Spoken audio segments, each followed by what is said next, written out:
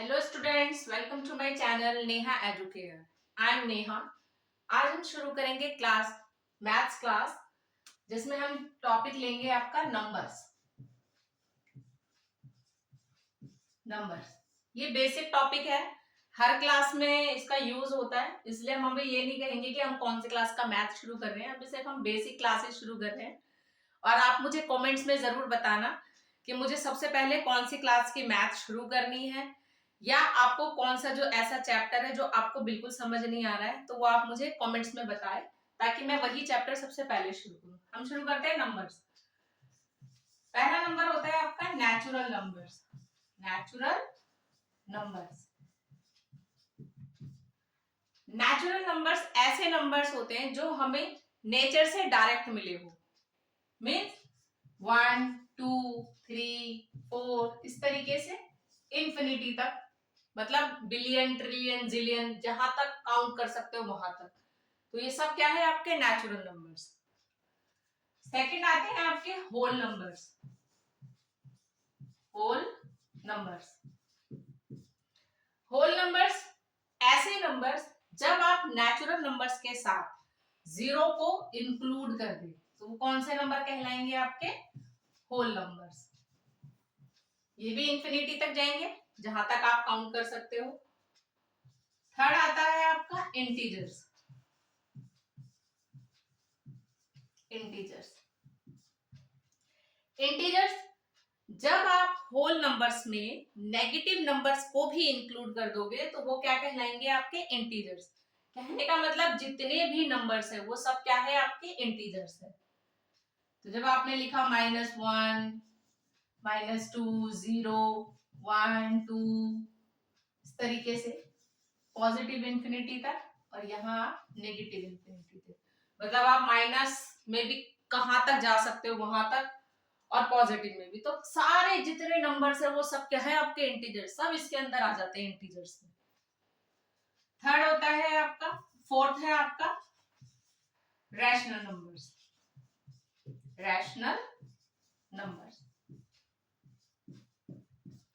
Rational numbers simple, इसको P upon Q की form में लिखा जाता है। P अपॉन Q की फॉर्म में मीन्स इसमें एक न्यूमरेटर होगा आपका और एक डिनोमिनेटर होगा।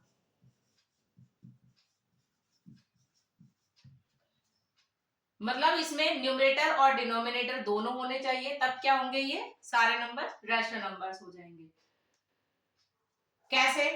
जैसे मैंने लिखा 3/4, तो इसमें P है और Q है, ठीक है, तो ये रैशनल नंबर्स हो गए। और इसका दूसरा एक और तरीका है समझने का, जब आपका डिनोमिनेटर न्यूमरेटर को पूरे एंड तक कट कर दे, मतलब उसका रिमाइंडर 0 आ जाए जब जब हम डिवाइड करें। जैसे ने 0 लिया, 7 × 28, 2 बचा 0, 5 × तो 4 ने जब 3 को डिवाइड किया, तो आपने पॉइंट लगाकर 0 0 करके उसको करा, कैंसिल करा, तो डिवाइड करने पर ये पूरी डिजिट डिवाइड हो गई, और कहां जाकर रुकी 0.75, तो इसका रिमाइंडर 0। तो इस तरीके के नंबर्स कौन से होंगे रैशनल नंबर्स। और हमारे जितने भी इंटीजर्स है वो सब भी क्या होते हैं आपके रैशनल नंबर्स। अब वो कैसे होंगे, आप तो बोलोगे कि मैम ये तो 1 2 3 ये सब क्या है, ये तो पॉजिटिव, ये तो सिंपल पी तो है इसमें, लेकिन क्यू तो है ही नहीं, तो आप रैशनल नंबर्स कैसे बोल सकते हो। कैसे बोल सकते हैं, हमारे पास पी का होना बहुत जरूरी है, मतलब न्यूमरेटर होना जरूरी है। अगर डिनोमिनेटर हमें नहीं भी दिया होता, तो हम अज्यूम कर लेते हैं कि हमने 1 मान लिया सपोज डिनोमिनेटर में। क्यों? क्योंकि 1 अगर किसी भी नंबर को डिवाइड करेगा तो वही सेम नंबर आएगा, तो इससे क्या होगा, नंबर पे तो कोई इफेक्ट नहीं पड़ेगा। तो आपके जितने भी इंटीजर्स होंगे वो सब भी क्या होंगे आपके रैशनल नंबर्स होंगे। और दूसरा दूसरा समझने का तरीका कि डिनोमिनेटर न्यूमरेटर को पूरी तरीके से डिवाइड कर दे, तो वो क्या होंगे आपके रैशनल नंबर्स। ठीक है, अब आप मुझे बताओ 0/1 और 1/0 में क्या डिफरेंस है। उनका क्या आंसर होगा। ठीक है, ये आप मुझे कमेंट में जरूर बताना। फिफ्थ आता है आपका इरेशनल नंबर्स। इरेशनल नंबर्स, नाम से ही पता चल रहा है कि रैशनल नंबर का अपोजिट होगा, लेकिन इसका मतलब ये नहीं है कि वो अपॉन पी की फॉर्म में आ जाए, ऐसा नहीं है। इसमें क्या होगा कि इसमें नंबर्स, जैसे आपने लिया सपोज 1/3, अब आपने बोला कि मैम ये तो पी अपन क्यू की फॉर्म में, ये तो इरेशनल नंबर हो गया।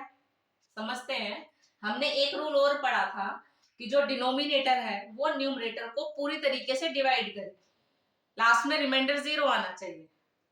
अब मैंने 1/3 लिया और 1/3 को जब मैं डिवाइड कर रही हूँ तो वही मैंने पॉइंट लगा के यहाँ 0 लगा दिया, 3 3 9, 1 आया, फिर मैंने 0 लिया, फिर 3 किया, फिर 3 3 9, 1 आया। तो देखिए इस तरीके से मैं बार बार में इसमें 0 लगाते जाऊंगी, 9 लूंगी, डिवाइड करूंगी, फिर 1 आ जाएगा। तो ऐसे करते करते ये 0.33 ये कभी खत्म ही नहीं होगा, नहीं होगा।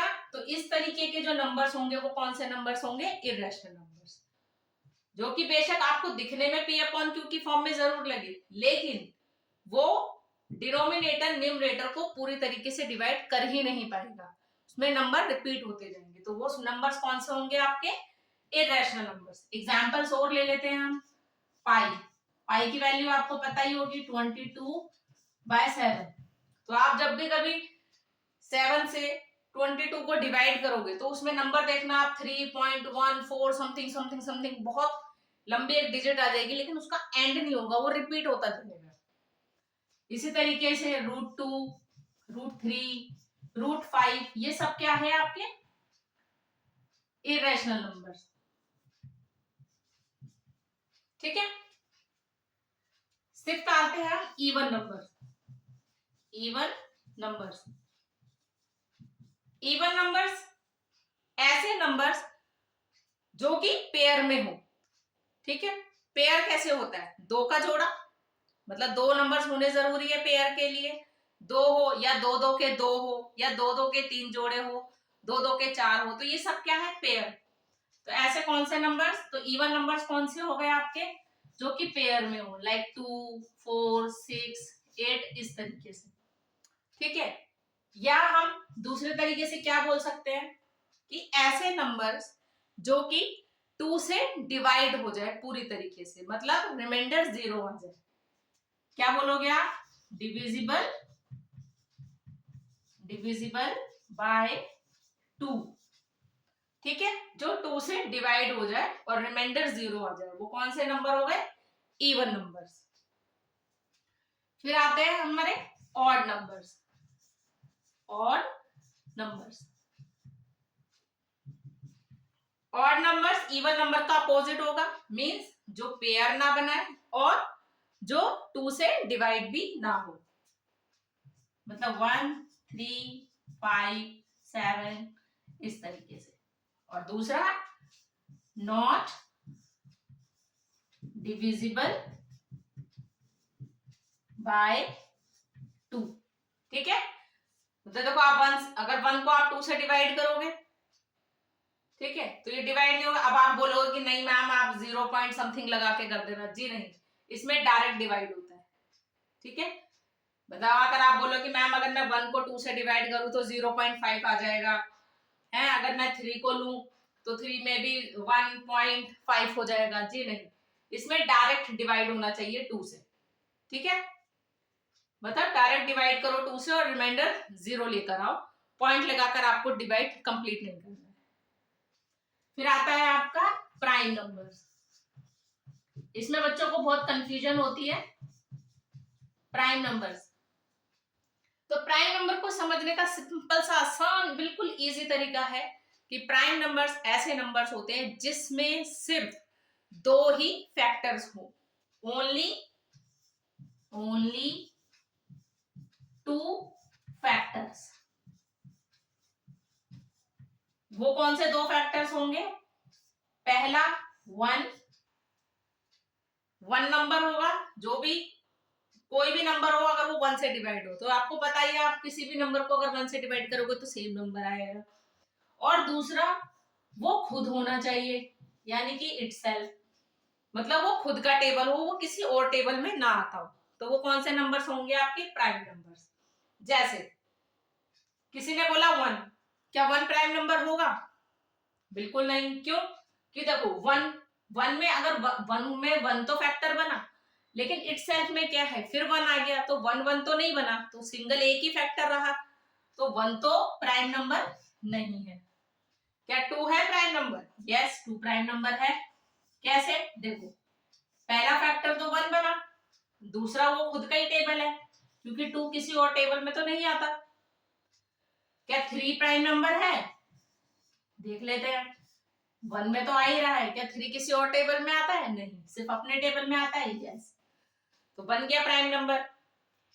क्या 4 प्राइम नंबर है? चेक करते हैं। देखिए, 1 में तो आ ही गया, खुद के टेबल में भी आ गया, लेकिन ये तो 2 के टेबल में भी आता है, 2 इंटू 2, तो इसमें तो 3 फैक्टर्स हो गए, तो ये प्राइम नंबर नहीं है। समझ में आया? ऐसे ही 5, तो 5 देखो अपने टेबल में आता है और 1 में हो जाएगा। 6 देखो 1 में भी हो रहा है, 6 खुद में भी आ रहा है, 6 2 के टेबल में भी आ रहा है और 6 3 के टेबल में, तो वो तो नहीं हो सकता। तो समझ में आया आपको? तो यही मेन नंबर्स है। इसके अलावा भी होते हैं को प्राइम नंबर, कंपोजिट नंबर्स, लेकिन उस आपको मेन यही समझना है, क्योंकि इन्हीं से ही वो बाकी भी आप समझ सकते हो। कंपोजिट होगा तो 2 से ज्यादा फैक्टर्स हो जाएंगे, ठीक है। को प्राइम होंगे तो उसमें 2 नंबर्स ले लेते हैं, फिर उसके प्राइम नंबर्स लिए जाते हैं।